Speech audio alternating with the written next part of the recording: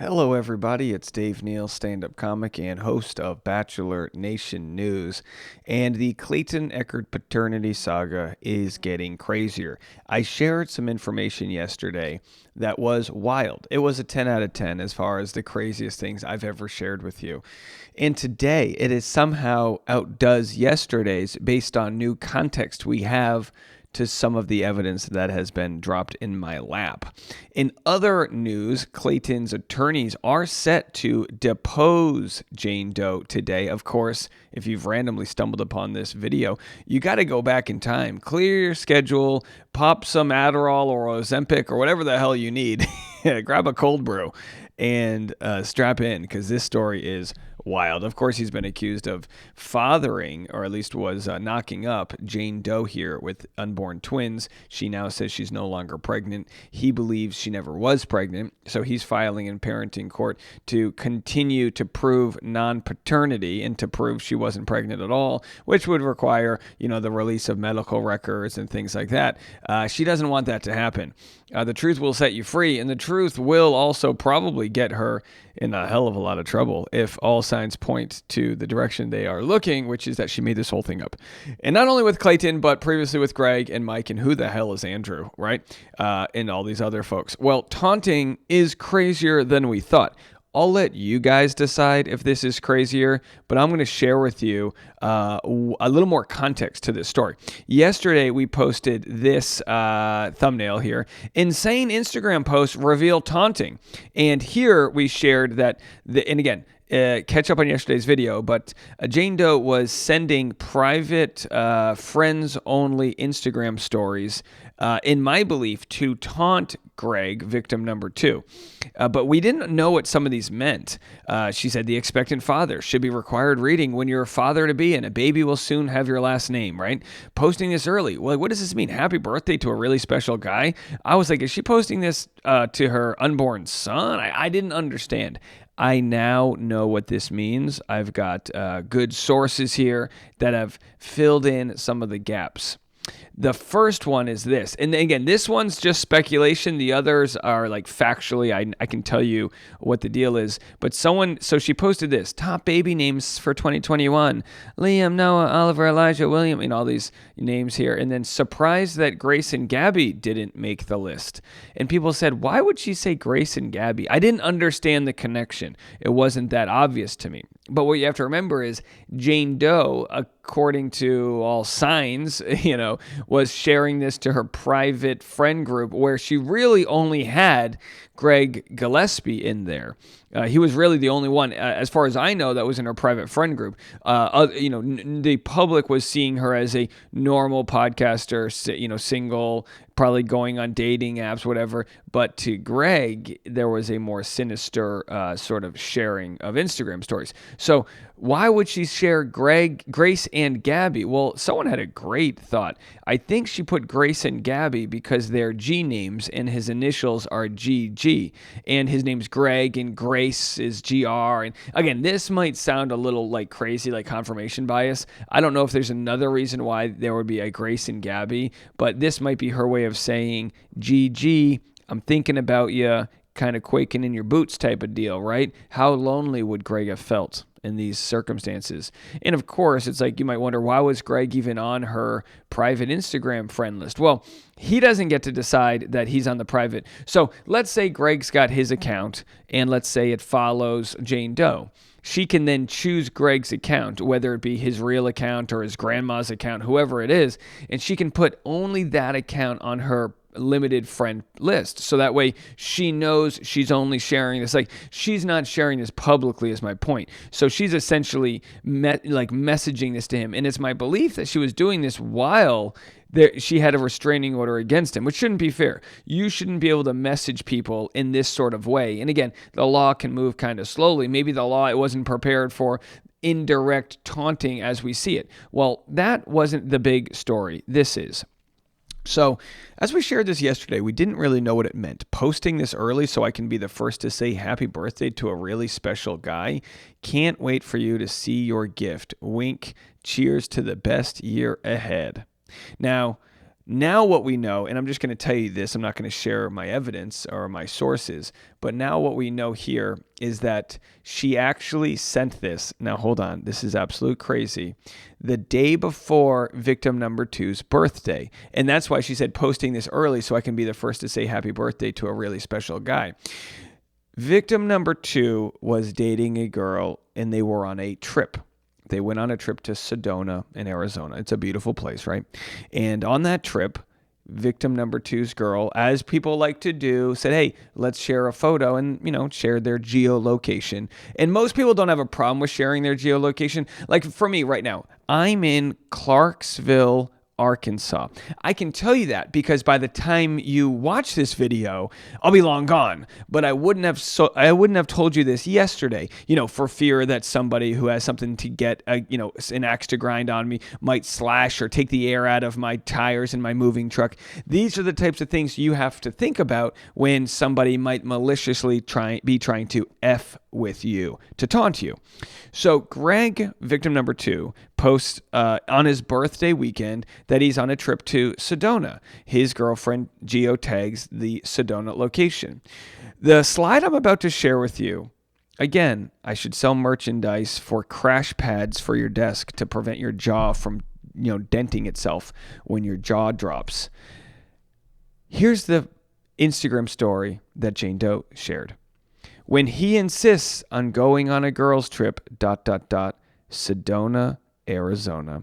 So Janeth Doeth, the dodo bird, the turd here, posted that she also went to Sedona, Arizona. Now, you could probably geotag Sedona, Arizona and not actually be there, but I have to tell you, the distance, let's do this. I'm just going to Google search this right now, the distance from Scottsdale to Sedona. I mean, it's not like it's a neighboring town. Could someone accidentally be in Sedona at the same time? Absolutely. Okay, it's not that far. It's a 2-hour drive, so it's 2 hours away, right? So Jane Doe sees that victim number two is in Arizona, says happy birthday, and then says going on a girls' trip. And then I guess the girls' trip is her and her dog, and then they end up in Sedona. So I don't know. Is that as batshit to you as it is to me? Again, this sent to a private friend. Okay, it's one thing if it's like he sees that. No, she knew he was looking. She can see who's looking. You know what I mean? In a separate story that was sent to me, this is very interesting in today's news. Ontario, Canada, Ontario woman who faked pregnancies, harassed doulas, faces sentencing hearing today. Remaining charges against Caitlyn Brawn will be dropped upon sentencing, her lawyer said. A Brantford woman who pleaded guilty last month to faking pregnancies and fraudulently seeking the services of dozens of doulas across Ontario faces a sentencing hearing today, when victims will also share how her actions have affected their lives. Caitlyn pleaded guilty to 21 charges, including fraud, indecent acts, false pretenses, and mischief, of the 52 she faces. She was first arrested in March after seeking the help of doulas in what ended up being false pregnancies and stillbirths from June 22nd to February 2023.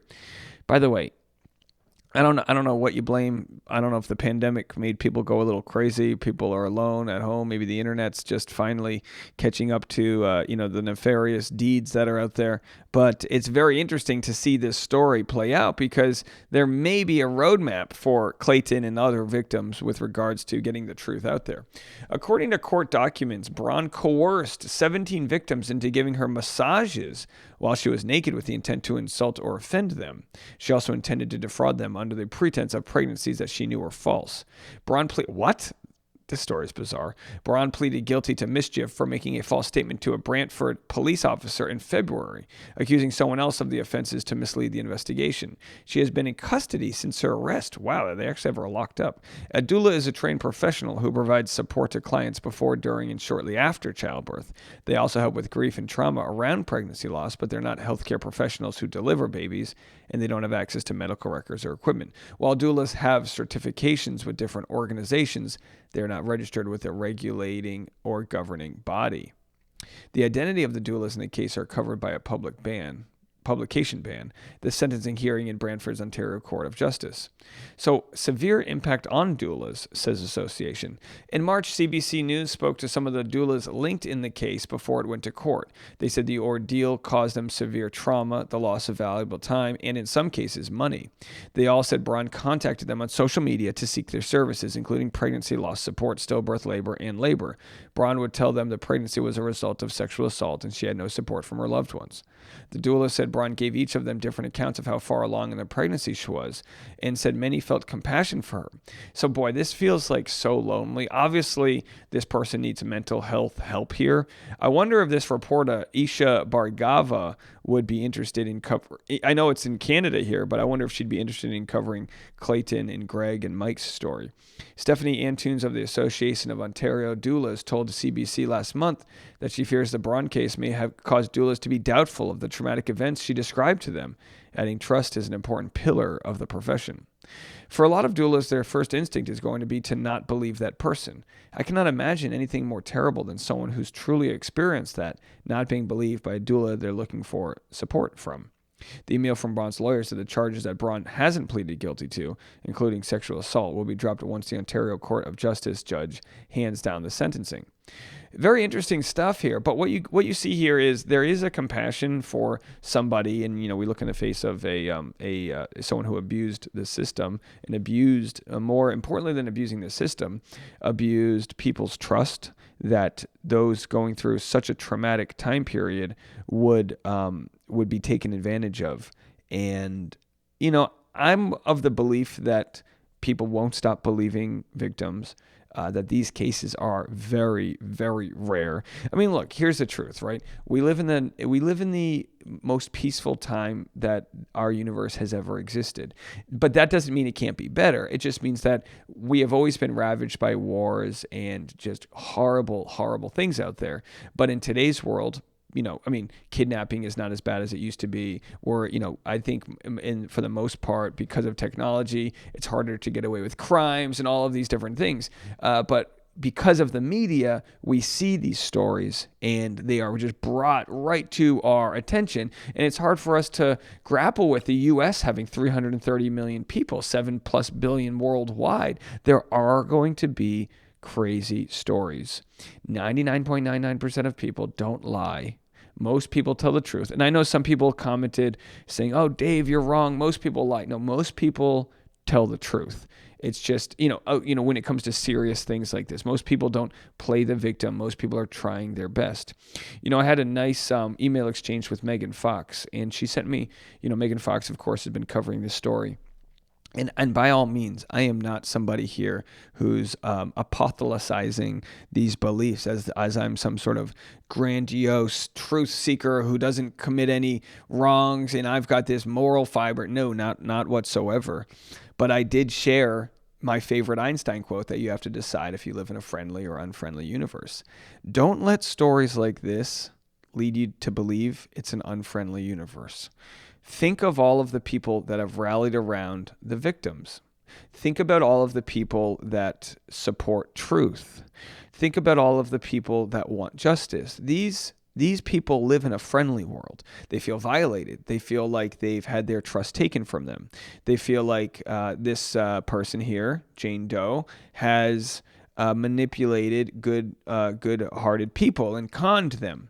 Let's not blame the victims here. The victims lived in a friendly world where they didn't think they would be taken advantage of. They thought their truth would get out there. And while it didn't right away, as we're seeing now, the truth is rising to the surface. If I were Jane Doe, I'd be trembling in my boots right now. We'll be back on Patreon for some more content, patreon.com/Dave Neal, and I'll be continuing my road trip. So if you can go on Patreon, you can see the chat room. I'll be talking about where I'm headed to next. Hey, tomorrow's a really big day in my life. I'm buying my first home, and it's a milestone I'm excited to share with my pregnant wife. And I'll still have content out for you, but just know there's a lot going on in our world. We're happy to share as much of it with you as we can. And one more time, I appreciate everyone in our community living with me in this friendly world.